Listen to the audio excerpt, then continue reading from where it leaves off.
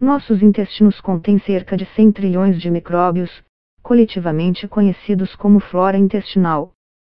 Tal como nossas digitais, cada um de nós tem seu próprio microbioma, e eles são uma combinação do que herdamos de nossas mães durante o nascimento, dietas, meio ambiente e estilo de vida. É sabido que o intestino exerce um papel fundamental em diferentes partes do nosso corpo, incluindo digestão, fome e saciedade, por meio de múltiplos mecanismos. Mas agora os pesquisadores estão começando a descobrir as diferenças específicas entre os microbiomas de pessoas obesas e magras. Eles acreditam que essas descobertas possam levar a tratamentos mais eficientes de controle de peso. Existem centenas de diferenças no genoma humano que nos predispõem à obesidade, o que aumenta o risco de desenvolvermos doenças cardiovasculares e diabetes tipo 2. Fatores genéticos, somados ao sedentarismo e à má alimentação, fizeram o número de pessoas com sobrepeso e obesas catapultar por todo o mundo. No Brasil, elas já são mais da metade da população, segundo dados do IBGE, Instituto Brasileiro de Geografia e Estatística. Estudos com gêmeos mostraram que a obesidade tem uma taxa de herdabilidade quanto de nossas características é causada pelos genes em vez do ambiente entre 40% e 75%. Ou seja, fatores externos podem influenciar nosso peso. Ainda assim, embora diferenças nas bactérias que carregamos em nossos intestinos possam interferir em nossos quilinhos extras, cientistas ainda não sabem por que ou até mesmo quanto disso se deve aos nossos genes. Você já lutou para perder peso mesmo seguindo à risca uma dieta balanceada?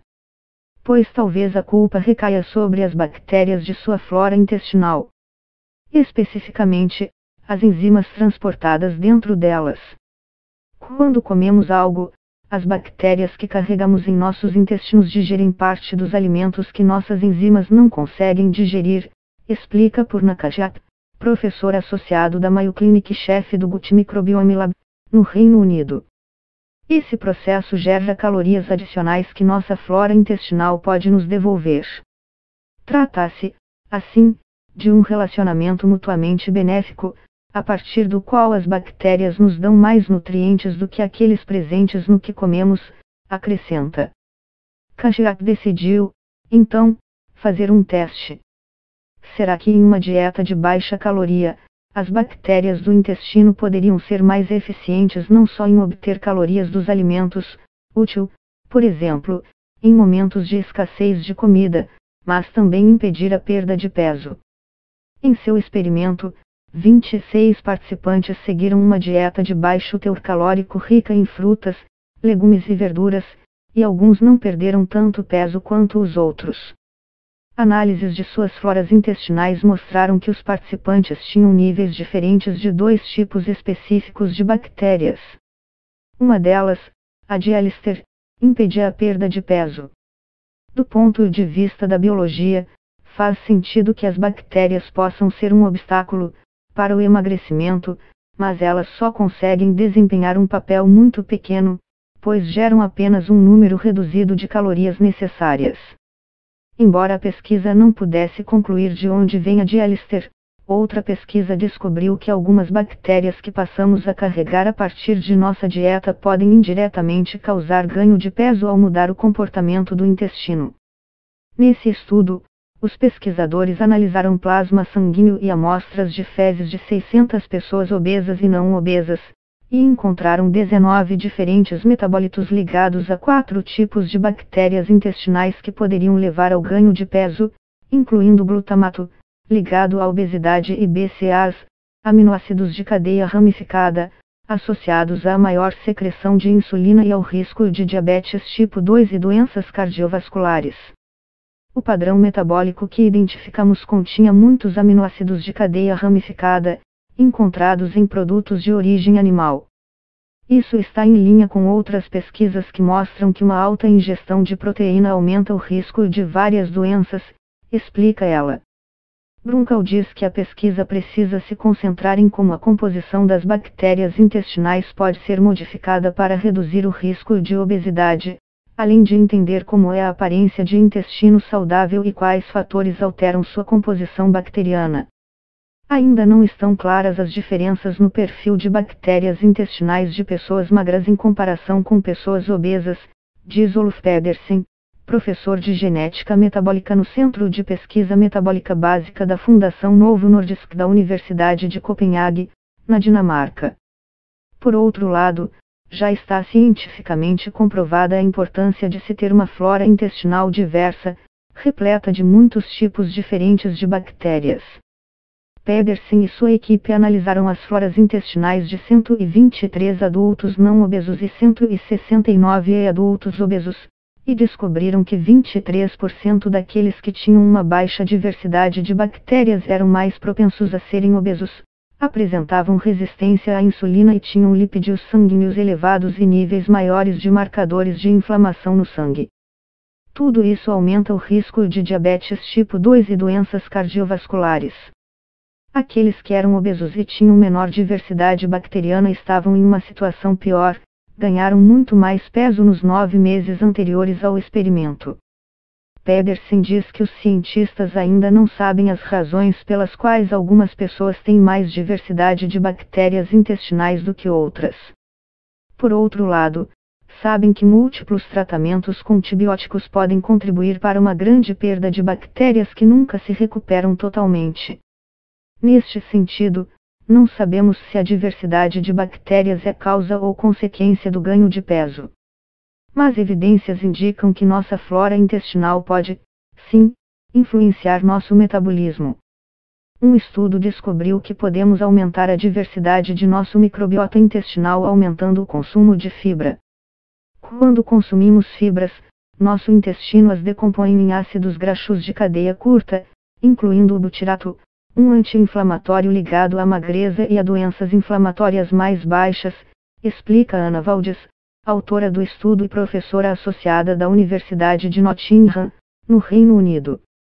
As pessoas com microbiomas mais diversificados e que comem mais fibras têm menos dietas insulinogênicas, alimentos que nos dão picos mais baixos de glicose e insulina, e, provavelmente, têm um metabolismo mais alto, acrescenta.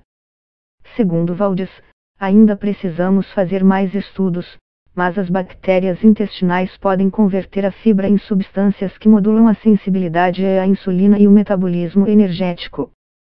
Sem dúvida, a evidência mais inovadora sobre a associação entre o peso e a saúde intestinal realizada até agora envolve a bactéria Christensenella ciarri. Cerca de 97% de nós tem níveis detectáveis dessas bactérias em nossos intestinos, mas estudos mostraram que ela é mais predominante em pessoas magras. Quando os pesquisadores analisaram bactérias intestinais hereditárias, a Christensenella ciarri apareceu no topo da lista. Esse micro-organismo é encontrado em floras intestinais em todo o mundo e aparece desde uma idade muito precoce, inclusive nos intestinos dos bebês. Nunca tínhamos ouvido falar disso antes, e nos orgulhamos de ter feito essa descoberta, diz Ruth Ley, responsável pelo estudo e diretora do Departamento de Ciências de Microbiomas do Max Planck Institute for Development Biology, em Tübingen, Alemanha. Para comprovar a importância dessa bactéria, pesquisadores transplantaram um microbioma associado a obesos, adaptados para incluir a Christensenella ciarri, em camundongos e descobriram que isso os protegia contra o ganho de peso. Como a genética é responsável por apenas cerca de 40% dessa bactéria, não sabemos de onde vêm os outros 60%, diz Gillian Waters, que fez parte da equipe que realizou o estudo. Seu palpite é de que vem da nossa dieta e do nosso estilo de vida. O objetivo dos pesquisadores agora é entender melhor essa relação para o desenvolvimento de possíveis tratamentos no futuro. Enquanto isso, pesquisadores do Instituto Weizmann, em Israel, encontraram uma forma de personalizar o tratamento para beneficiar a saúde intestinal e reduzir o risco de desenvolver diabetes, doença que está associada à obesidade. Eles pediram a 1.000 voluntários que medissem o nível de açúcar no sangue a cada 5 minutos, além de registrar o que comeram, como dormiram e se sentiram durante uma semana. Descobriram, então, que eles reagiam de forma diferente a diferentes alimentos. Muitos alimentos geraram reações que esperávamos nas pessoas. Por exemplo, comer alimentos sem açúcar mantinha o nível de açúcar constante na maioria das pessoas. Já a ingestão de alimentos açucarados faziam com que esses níveis aumentassem. Mas o grau em que isso acontece varia muito entre as pessoas, diz Eran Segal, responsável pelo estudo. Tomates são um alimento que aumenta bastante os níveis glicêmicos para algumas pessoas, assim, sua ingestão deve ser controlada. Já para outras, um alimento específico pode ser prejudicial, mas, quando combinado com outro, gera benefícios. A partir dos dados coletados, os pesquisadores desenvolveram um algoritmo que poderia determinar a composição bacteriana do intestino de uma pessoa e prever como os níveis de açúcar no sangue reagiriam a diferentes alimentos. Eles pediram a 25 participantes para comer alimentos considerados bons para o açúcar no sangue durante uma semana. Em seguida, alimentos considerados ruins.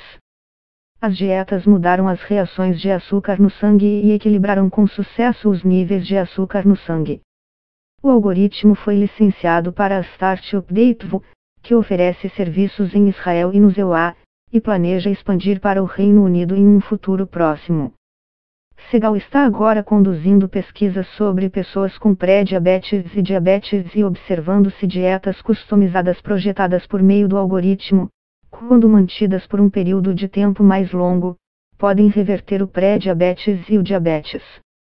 Os pesquisadores acreditam que outros tratamentos personalizados estarão disponíveis nos próximos 5 anos, mas ainda há muito trabalho a ser feito. Precisamos entender agora como essas bactérias influenciam cada um desses processos, levando à obesidade e diabetes, que são doenças complexas e multifatoriais, pondera. Nossa flora intestinal é mutável, podemos modificá-la. Se pudermos descobrir como as bactérias do intestino a influenciam, poderemos customizar tratamentos, o que terá um impacto na obesidade do paciente. Não há dúvidas de que o microbioma é parte dessa solução, conclui.